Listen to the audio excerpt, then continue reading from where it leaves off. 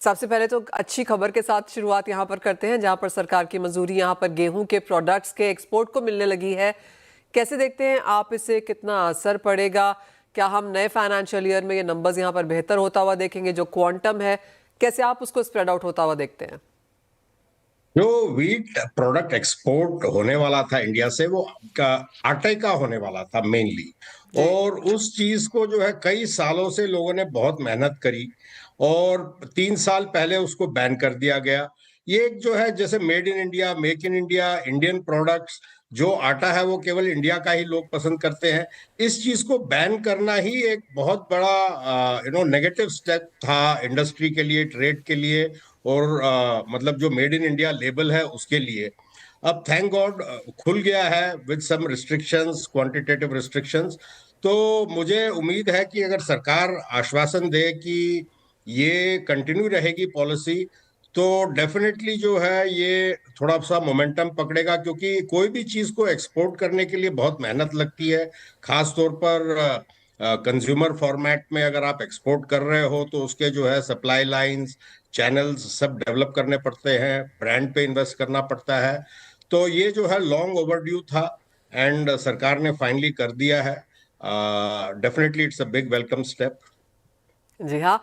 जो हम समझते हैं वो ये कि इंडस्ट्री की डिमांड यहाँ पर 10 लाख टन की थी, 5 लाख टन यहाँ पर आया है, that too with some restrictions.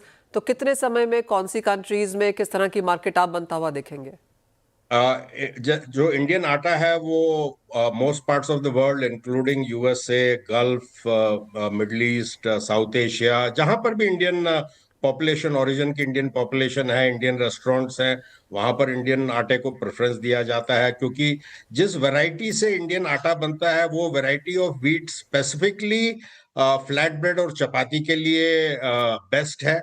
और उस तरह का जो स्वाद और जो उस तरह की जो एक चीज है वो केवल इंडियन आटा ही दे पाता है।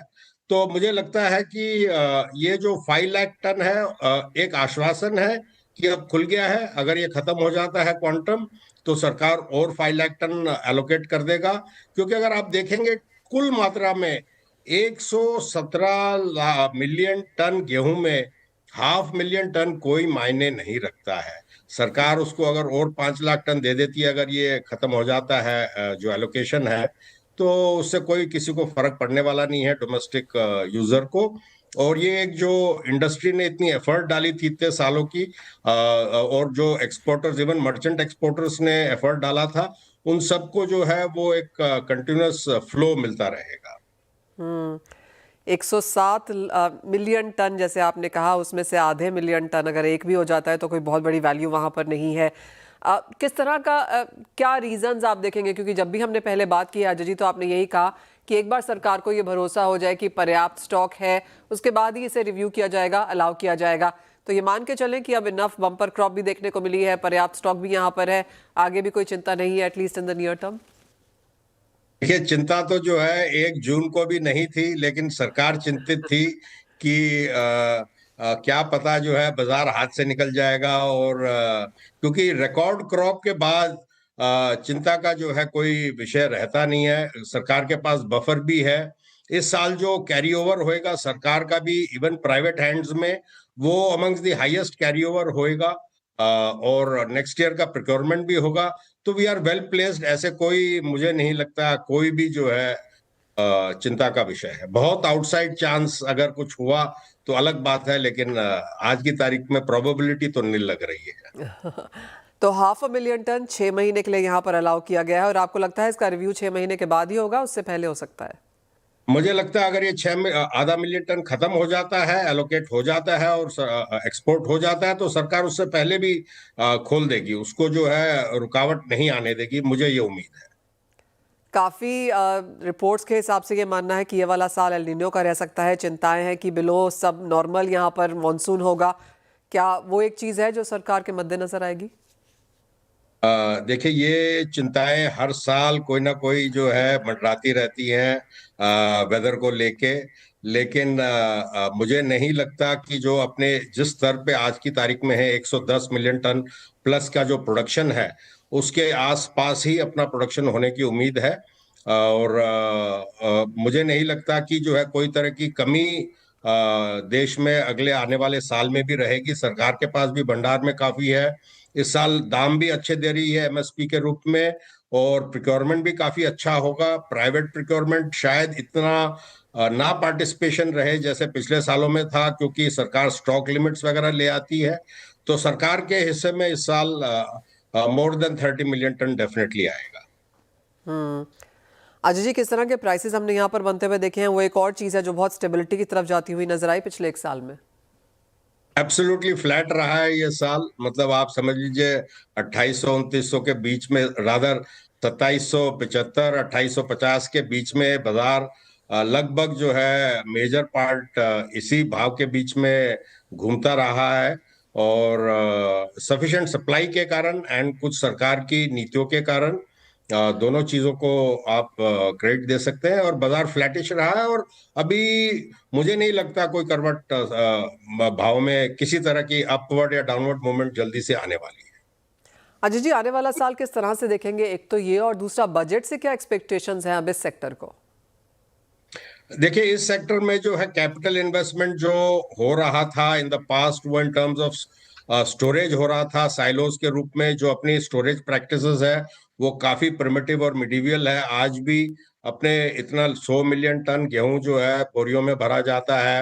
ह्यूमन लेबर उसको ट्रांसपोर्ट करती है, लोड करती है, अनलोड करती है। बल्क ट्रांसपोर्टेशन, बल्क स्टोरेज में जो है सरकार को, प्राइवेट पार्टीज को इन्वेस्ट करना जरूरी है ताकि वेस्टेजेस कम हो। एंड ये एक मॉडर्न सप्लाई चेन जैसे लगे। एंड मुझे उम्मीद है कि अगर सरकार इस पे कुछ ना कुछ रियायत दे, कंसेशंस दे, सब्सिडीज दे, एनकरेजमेंट दे, तो very soon with in a decade जो अभी करंट लॉजिस्टिक सिस्टम है, you will see a new face. लेकिन विद स्टॉक रेस्ट्रिक्शंस, बार बार जो है सरकार का स्टॉक रेस्ट्रिक्शन और कोई इंसेंटिव ना होने की वजह से इन्वेस्टमेंट इस सेक्टर में नहीं आ रहा है। एंड कुछ ना कुछ तो करना पड़ेगा ताकि जो है wheat trade and wheat product trade में न्यू इन्वेस्टमेंट आता रहे। तो आप कहेंगे इन्वेस्टमेंट अकेला ऐसा इकलौता ऐसा मुद्दा है जहां पर गेहूं एज अ प्रोसेसर मिलर को प्रॉब्लम्स हैं, बाकी सारा कुछ ठीक है, या फिर कुछ लंबी है ये wish list? Of course government की एक पॉलिसी डायरेक्शन एक बहुत पुरानी विश लिस्ट में से है, जी। और हम कोई 10 साल की भी पॉलिसी नहीं चाह रहे हैं। एक सालाना पॉलिसी भी अगर सरकार डिक्लेयर कर देती है हर साल, तो उससे भी जो है साल सही मैनेज होगा सब पार्टिसिपेंट्स का, चाहे वो ट्रेडर हो या मिलर हो या एक्चुअल यूजर हो।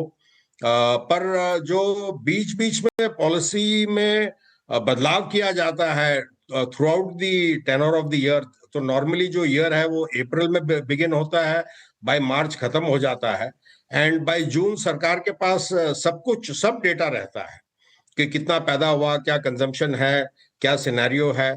तो मुझे उम्मीद है कि अगर सरकार एटलीस्ट एनुअल पॉलिसी अपनी डिक्लेयर करती रहे तो काफी फर्क पड़ेगा इस ट्रेड को।